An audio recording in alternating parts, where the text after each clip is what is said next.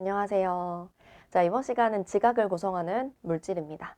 자, 일단 지각이라고 하면 지구의 껍질을 말하죠. 지금 지구 내부 구조 그림을 제가 가지고 왔거든요. 여기에서 우리 지구 껍질은 가장 바깥쪽에 있는 얇은 층, 지각입니다. 여기가 지각. 그리고 그 아래가 맞아요. 맨틀이죠. 맨틀.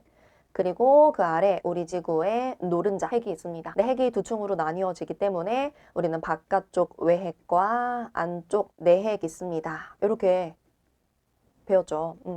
물론 실제로는 이 그림보다 이제 멘틀이 차지하는 부피가 훨씬 더 크다라는 거는 감안하고 봐주세요. 근데 오늘의 주인공은 바로 지각이라고 했어요. 이 지각. 여러분, 우리 지각은 뭘로 되어 있을까요? 지구의 껍질은.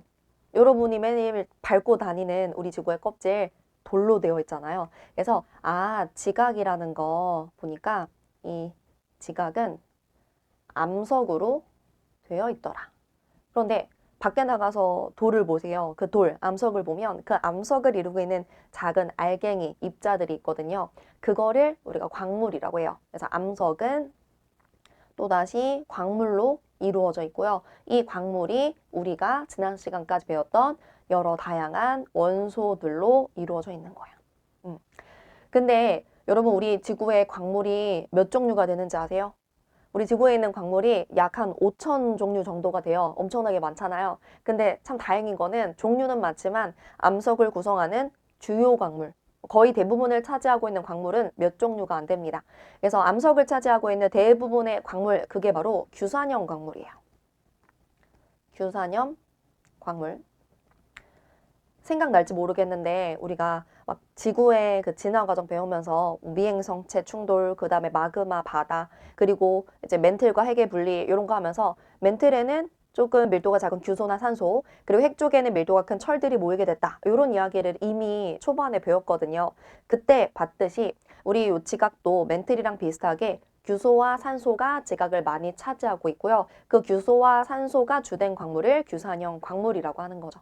그래서 규산형 광물 구성하는 원소 기본적으로 규소 그리고 산소가 있겠구나 라는 생각을 해주시면 돼요.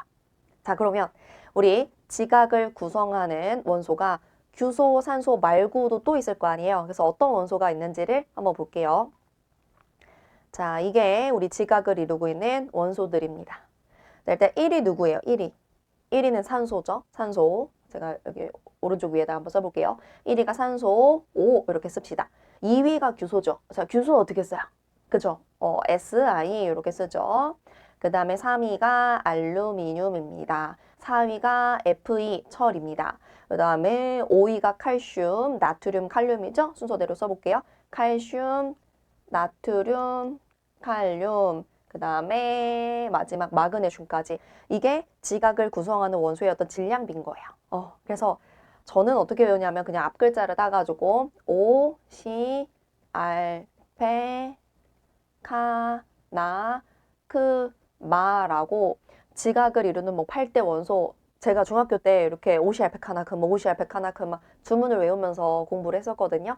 그래서 여러분도 지각을 구성하는 거는 오시알페카나큼하구나. 다 외우기가 어렵다면 우리 4위까지 오시알페는 기억해 주시면 좋겠습니다.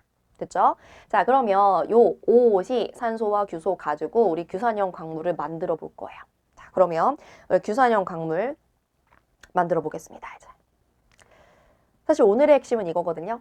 지각을 구성하고 있는 규산형 광물, 그거를 자세히 들여다봤더니 이 규산형 광물들이 어떤 특정한 단위체들의 반복으로 이루어져 있더라. 요게 핵심인 거예요.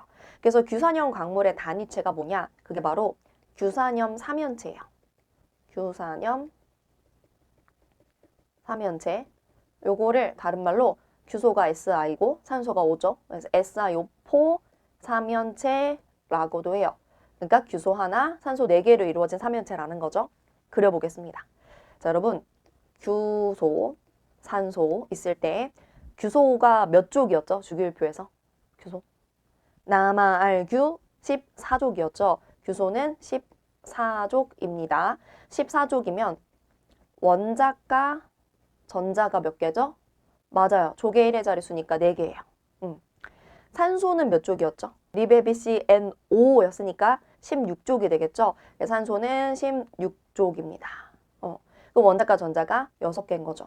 근데 우리가 공유 결합할 때 배웠잖아요. 지금 규소랑 산소는 모두 다 비금속이니까 얘네들의 결합은 우리 공유 결합이란 말이에요. 근데 공유 결합할 때는 항상 규칙이 내가 부족한 만큼 공유하는 거죠. 그럼 내가 얼마나 부족한지 내가 뭐라고 써볼까? 공유할 수 있는 전자 이렇게 써볼게요. 얘네들은 모두 마지막 껍질에 8개를 꽉 채우고 싶어 하잖아요. 그럼 지금 몇 개가 부족한지 생각하면 되겠죠. 규소는 4개 부족하니까 4개를 공유할 수 있는 거고, 그 다음에 산소는 2개 부족하니까 2개를 공유할 수 있는 거예요. 그러면 이제 공유 결합을 시켜볼게요. 자, 규소 가운데 딱 이렇게 씁니다. 우리 규소 원자과 전자 4개고요. 그 4개를 모두 다 공유할 수 있더라. 그러니까 결합할 수 있는 팔이 4개가 있다라는 거예요. 8. 그래서 원자과 전자 하나, 둘, 셋, 넷 이렇게 그려보고 산소는 좀 다른 색으로 그려봅시다. 초록색으로 해볼게요. 자, 여기 산소가 있어요. 산소 원자과 전자 6개인데 그 중에 2개만 공유할 거고 4개는 그냥 내 건 거죠. 비공유 전자쌍이 되는 거죠. 그래서 하나, 둘, 셋, 넷, 내 거. 하나, 2개 공유할 수 있어요. 그래서 지금 규소랑 전자 1개를 공유했고 남은 또 전자 1개 다른 원소랑 또 공유할 수가 있겠죠. 이런 식으로 산소를 4개 그려볼게요. 산소 4개는 내 거, 2개 공유 가능. 산소 4개는 내 거, 2개 공유 가능. 산소 4개는 내 거, 2개 공유 가능. 이렇게 우리가 그려봤더니 지금 여기 공유전자쌍이 공유전자쌍, 공유전자쌍, 공유전자쌍, 공유전자쌍 이렇게 보이게 되죠. 됐죠? 그리고 지금 전자가 이렇게 4개가 있어요. 여기 또 다른 친구들이 결합할 수가 있는 거죠. 그래서 우리가 규산염 삼연체를 이렇게도 씁니다. SiO4 지금 전자 4개니까 4 마이너스입니다. 즉 음전하를 띱니다 라는 거예요. 규산염 삼연체는 음전하를 띄고 있구나. 됐죠? 뭐 이렇게도 간단하게 그릴 수 있겠죠. 규소 있고 산소, 산소, 산소, 산소. 근데 이 규산염 삼연체 SiO4를 제가 지금은 이렇게 간단하게 그렸지만 실제로 얘네들이 결합하고 있을 때 그 생긴 모양을 보면 삼연체라는 도형을 이루거든요. 삼연체가 뭔지 아시죠? 우리 이런 거 삼연체잖아요. 이런 거. 그러면 하나, 둘, 셋, 넷, 4개의 면이 있는 삼연체죠. 그래서 이렇게 그려요. 가운데에 누구냐? 규소 이렇게 있고 산소는 다른 색, 하늘색으로 해볼까? 산소가 이렇게 있는 거야. 이게 이제 산소. 그래서 이들이 이런 식으로 삼연체를 이루면서 공유결합하고 있다. 이게 바로 규산염 삼연체입니다. 됐을까요? 이게 규산염 광물의 단위체라고요.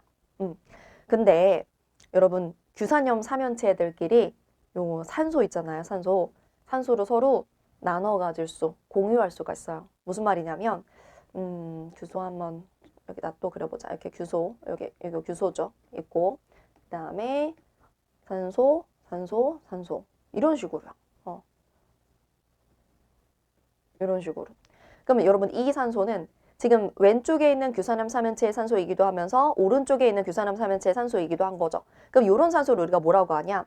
나눠 갖는 산소니까 공유하는 산소, 공유산소라고 하는 거예요. 이 규산염 광물들이 단위체인 규산염 삼연체가 산소를 얼마나 공유하냐에 따라서 결합 구조가 몇 가지가 있습니다.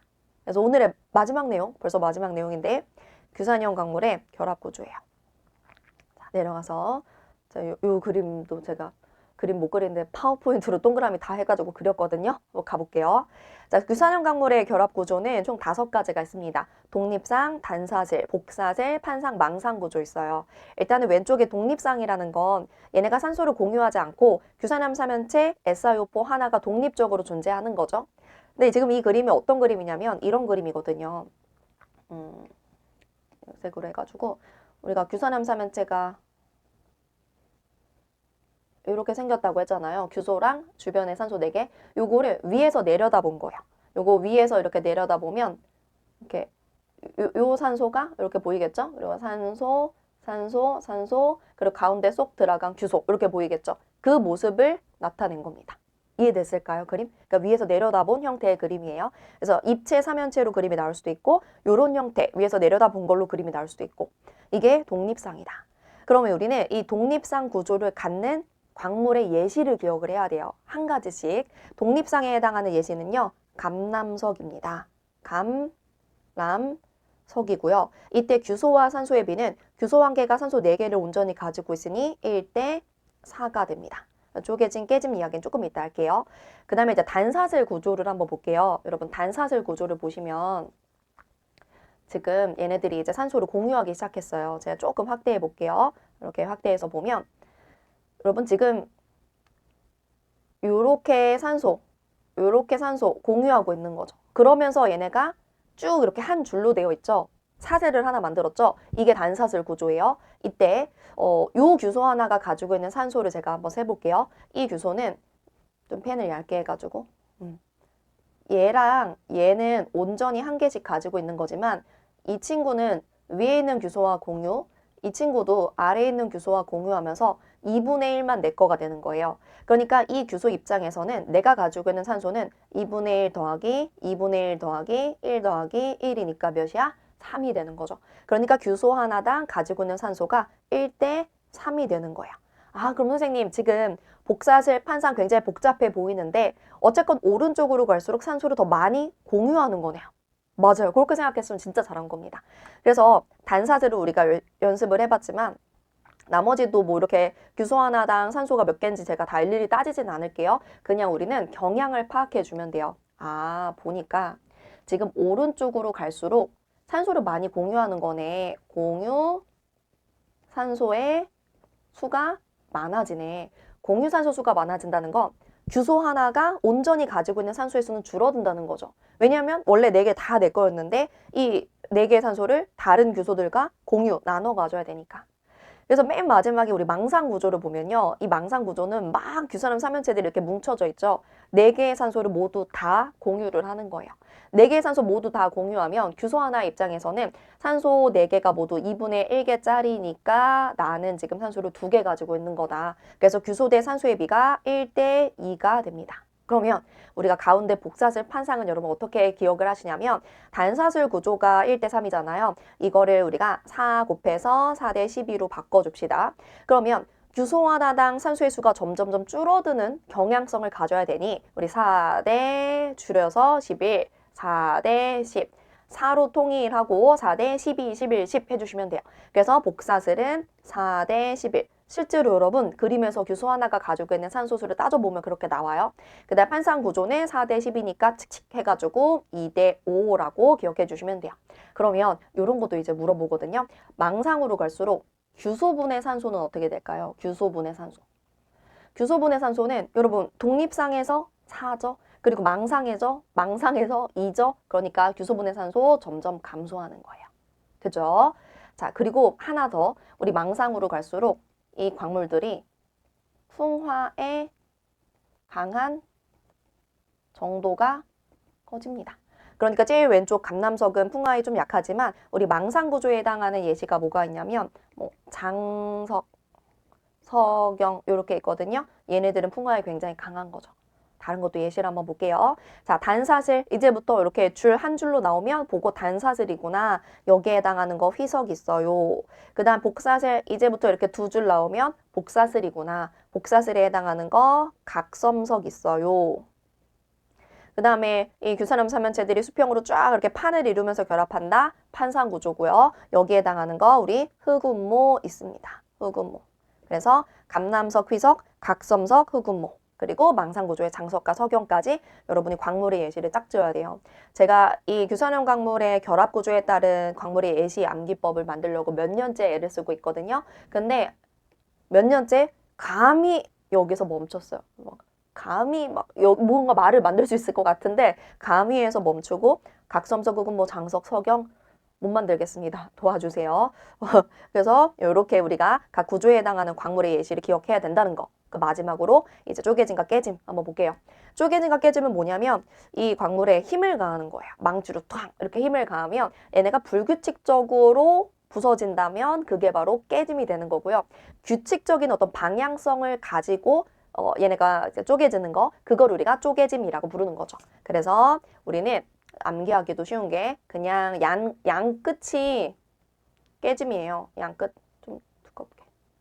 양 끝이 감남석 깨짐, 그 다음에 석영 깨짐, 그리고 나머지는 다 쪼개짐, 쪼개짐, 쪼개짐, 쪼개짐입니다. 그래서 이렇게 우리 규산형 강물의 결합 구조까지 봤습니다.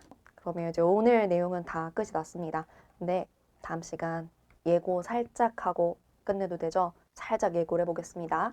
자, 오늘 우리는 우리 지각을 구성하고 있는 규산염 광물의 뭐를 배웠어요? 단위체를 배웠죠.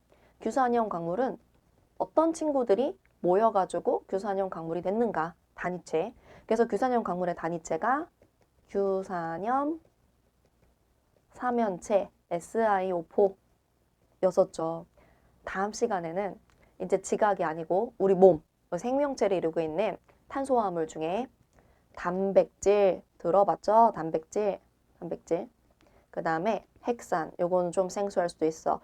여러분 뭐 DNA 들어봤죠? DNA가 핵산의 한 종류예요. 단백질과 핵산의 단위체를 볼 겁니다. 결론부터 말하자면 단백질의 단위체는 아미노산이라는 거예요. 그 다음에 핵산의 단위체는 뉴클레오타이드라는 겁니다. 그래서 지금 우리가 하고 있는 제목이 뭐냐? 자연을 구성하고 있는 물질이에요. 그 중에서 우리는 지구의 껍질인 지각, 그 지각의 규산형 광물, 그리고 우리 몸, 생명체의 탄수화물 중에 단백질과 핵산, 얘네들의 단위체에 관한 이야기를 집중적으로 하고 있는 중입니다. 그래서 다음 시간 예고까지 해봤습니다. 자, 그럼 여기까지 이번 시간 마치고요. 우리는 인사할게요. 안녕.